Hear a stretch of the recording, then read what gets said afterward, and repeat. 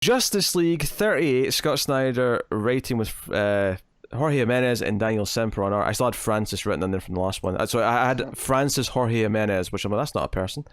Yeah, Justice League 38, which admittedly, I said a lot of really negative things about Justice League earlier. I actually think this issue is pretty focused and therefore better than... Like, I think, you know, this is the penultimate issue, and it ends kind of with the exact sort of hopeful moment that the penultimate issue should have before it goes into the final issue. Penultimate issue, doesn't it? Yeah. And that's fine. I mean, I was ready for this penultimate issue like 4 issues ago, but other than that's that... fair, but that's kind of a different complaint, isn't it? Yeah. But this issue, for the most part, I was fine with. And again, because, like, I feel like I'm constantly nitpicking at Snyder's stuff, which makes it sound like I hate everything he does, and I don't. I'm constantly frustrated because I feel like a lot of it doesn't have the weight that it should, because it, like, I described it on Twitter today, actually, as he always throws in the kitchen sink no matter what without earning it, is how I describe Scott Snyder's writing with mainline DC stuff recently. But anyway, so... obviously, Justice League have just sort of shown their sign of strength. You've got, you know, Shane with Miss Martian trying to like sort of psychically like inspire hope around the world and justice, and that's changing the symbol in the sky. And they're not strong enough to do it alone. Yeah, and as much as it's kind of just like a really contrived formula here, I did actually kind of enjoy like the Justice League members one by one trying to fight Lex. As much as I hate Apex Lex, in fact, the worst thing about this book is the stupid tongue, the stupid reptile tongue. I hate with a passion, even though I love Jarl jumping on his face and be like, "All right, Dad, you know, what was it he says? Lay the smack down." I think he says, "Bring the smack down." Bring the smack down. Yeah, that was fun, but but you got to be reminded that he's still a shapeshifter, you know. So it's a gigantic tongue. He is. So it's not.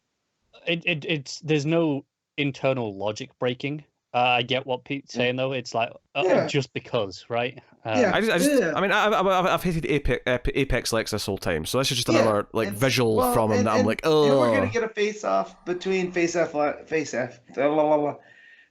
between Apex Lex and Batman Who Laughs for who does Peter hate more? Whoever wins, we lose. We'll get to Hella Risen and all that later. But my favorite moment in this book, of course, is the Superman moment when he punches Apex Lex through buildings. He's saved for last, of course, because he goes through the Justice League and he takes on each one of them one by one, and then he gets to Superman. And I actually even thought, because Lex has a great line, but I actually even thought when Superman punched him, like, hey, that's probably the first time he's ever punched him full force, because he's Lex. He's always been a human, so this is kind of neat. And he's like, that's what you not holding back feels like? Disappointing. Yeah. I think that's actually a really great Lex line. No, it is. It is. That feels like Lex. Everything else doesn't, but it does.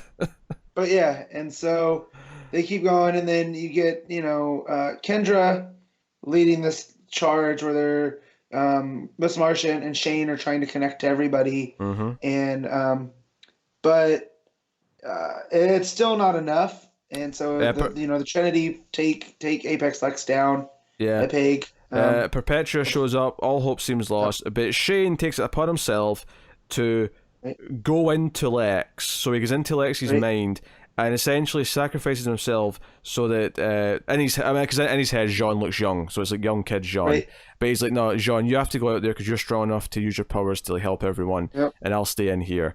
And the final, I thought that was a nice touch of bringing back stuff from earlier in the run with young Jean, and also kind of giving Shane this sacrificial moment and giving us Jean back, yet not ruining Apex Lex in the sense of it doesn't just make an easy win. You know, Apex Lex still exists as Apex Lex, which I know Pete probably doesn't like, but I feel like they have to at least earn the victory at this point.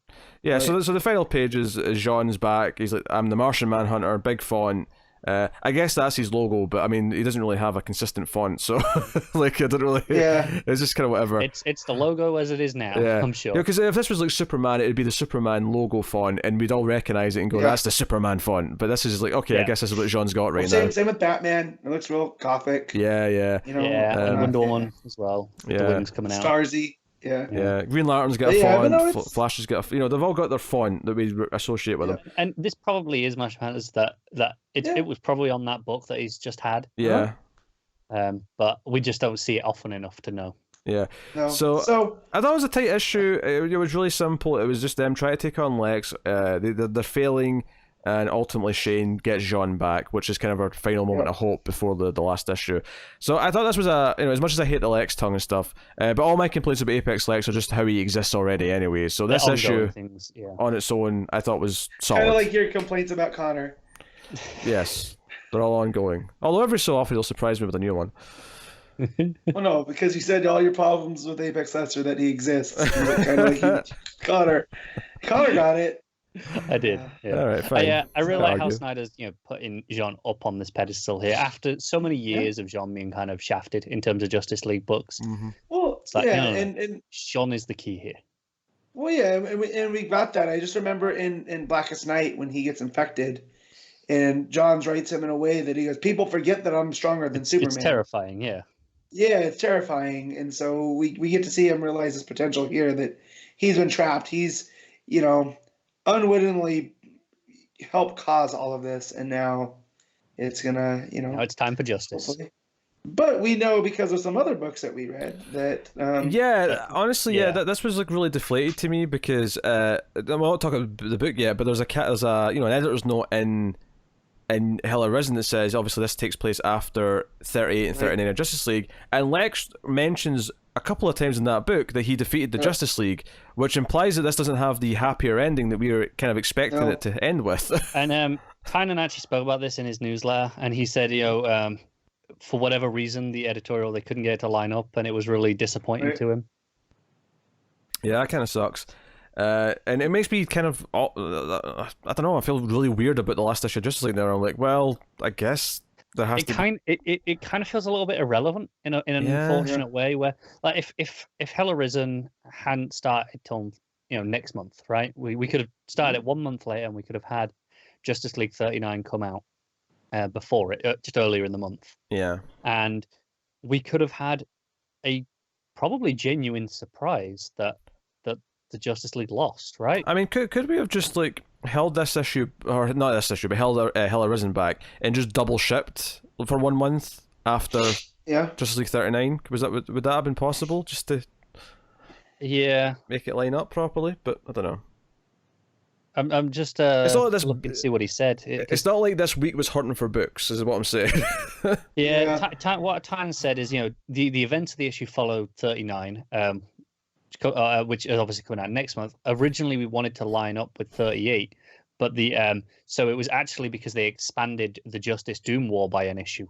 There was originally this was going to be the last issue, and they expanded that an extra issue, and this would already in motion by the time this had happened. It's frustrating. So it would have done it, but yeah. Oh well. It was a solid issue. I mean, I can't really. Obviously, Jimenez's art and Semper's art's pretty solid as well. The odd panel here or there that I think has some odd faces again. I think we spoke about this last time. I think Tim's face in that panel where Kendra's leading the charge with a bunch of heroes. Mm-hmm. Tim has a bit of a strange, demented grin going on. Yeah, I will say this kind of like the art is definitely the weakest so far of the books we've talked about, but kind of unfair though, because the other books have had some great art, so it's not like this is bad. Oh yeah, I'm not saying this is bad. This is pretty solid for the most part. It's just it kind of sticks out as just being it's fine art. Yeah, I agree with that. Where the three books, because even Batman, which we know we're super positive on, Yannen's art's very good. Yannin, right? He brings his A game, except when he gets crosses. But yeah. So what are you rating Justice League, Matt? I'm gonna give this a 7.5. Connor? Yeah, 7.5 for me as well. Yeah, I'll give it 7.5. I think that's fair. Fair for this one.